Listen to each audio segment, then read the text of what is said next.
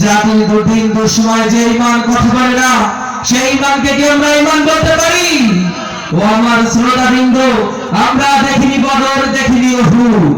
কেমন করে ঈমানের পরীক্ষা দিয়ে আল্লাহর জমিনে আল্লাহর দ্বীনকে জিন্দা রাখার জন্য নবী রাসূলের সোনার সাহাবারা বুকে রক্তের মরুভূমির বাড়িকে লাল করেছিল।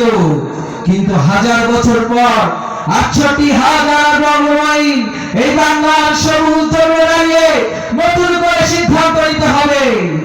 এই জমিনে দ্বীন ইসলামের আদায়ের জন্য, এই জমিনে কুরআনের সাদার পরিষ্কারের জন্য যদি আবার একটি জাঙ্গে বাধা, আবার একটি জাঙ্গে হুদের ডাক এসে যায়, ও শিমুলিয়ার মানুষ প্রয়োজনে মাথায় কাপড়ের কাপড় পরে হলো এই জমিনে কুরআনের ডাকে রাত বলে আবার প্রস্তুত আছেন কারাগার শিল্পী হাত দেখতে চায়। লিল্লাহ তাকবীর।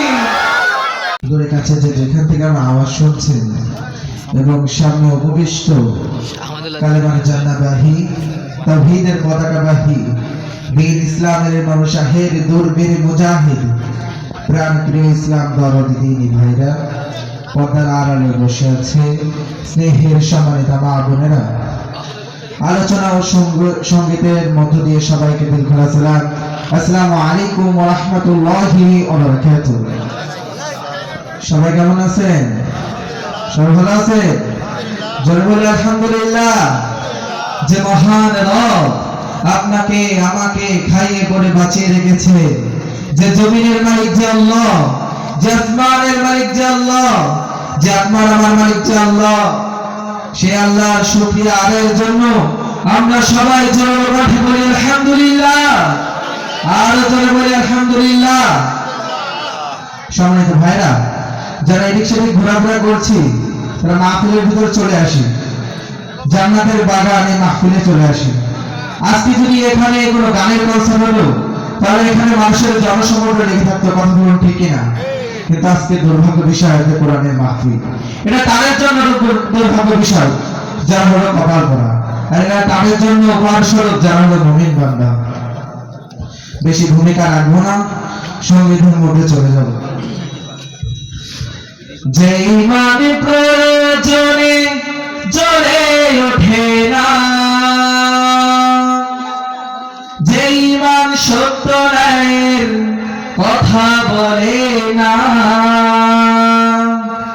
যে ঈমান অন্তরে নাই, যে ঈমান অন্তরে নাই, মুখে ফোটায় কথার কলি, কিভাবে তারে বলো ঈমান বলে, কিভাবে তারে বলো ঈমান বলে, কিভাবে তারে বলো ঈমান বলে। জাতি দুদিন দুসময় যে ঈমান কথা বলে না, সেই ঈমানকে কি আমরা ঈমান বলতে পারি? ও আমার শ্রোতাবৃন্দ, আমরা দেখিনি বদর, দেখিনি উহুদ। কেমন করে ঈমানের পরীক্ষা দিয়ে আল্লাহর জমিনে আল্লাহর দ্বীনকে জিন্দা রাখার জন্য নবী রাসূলের সোনার সাহাবারা বুকে রক্তের মরুভূমির বাড়িকে লাল করেছিল। কিন্তু হাজার বছর পর ৬৮,০০০ বর্গমাইল এই বাংলার সবুজ জমিনে দাঁড়িয়ে নতুন করে সিদ্ধান্ত নিতে হবে। এই জমিনে দ্বীন ইসলামের আদায়ের জন্য, এই জমিনে কুরআনের সাদার পরিষ্কারের জন্য যদি আবার একটি জাঙ্গে বাধা, আবার একটি জাঙ্গে হুদের ডাক এসে যায়, ও শিমুলিয়ার মানুষ প্রয়োজনে মাথায় কাপড়ের কাপড় পরে হলো এই জমিনে কুরআনের ডাকে রাত বলে আবার প্রস্তুত আছেন কারাগার শিল্পী হাত দেখতে চায়। লিল্লাহ তাকবীর।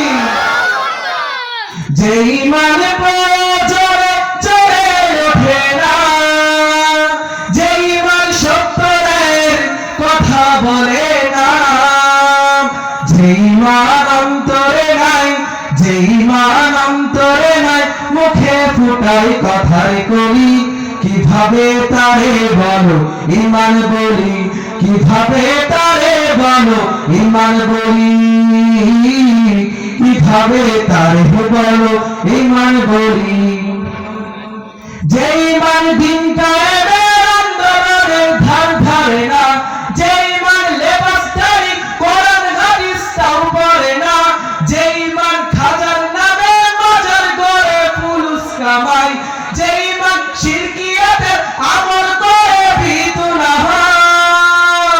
যে ঈমান বাস্তবে নাই, যে ঈমান বাস্তবে নাই, কথার ছলে পাকা বলি, কিভাবে তারে বলো ঈমান বলি, কিভাবে তারে বলো ঈমান বলি, কিভাবে তারে বলো ঈমান বলি। যে ঈমান ঈমান ভুলে নাস্তিকতার মঞ্চে ওঠে, যে ঈমান বাতিল মতে দোষণ করে ফায়দা লুটে, যে ঈমান মসজিদের ঠাই নাই আনন্দ করে, যে ঈমান দেখে না যে ফিলিস্তিনের ভাইরা মরে, যে ঈমান ময়দানে নাই, যে ঈমান ময়দানে নাই, মঞ্চে ফোটাই কথার কলি, কিভাবে তারে বলো ঈমান বলি, কিভাবে তারে বলো ঈমান বলি, কিভাবে তারে বলো ঈমান বলি। যে ঈমান প্রয়োজনে চলে ওঠে না, যে ঈমান সত্য ন্যায়ের কথা বলে না, যে ঈমান অন্তরে নাই, যে ঈমান অন্তরে নাই, মুখে ফুটাই কথার কলি, কিভাবে তারে বলো ঈমান বলি, কিভাবে তারে বলো ঈমান বলি, কিভাবে তারে বলো ঈমান বলি।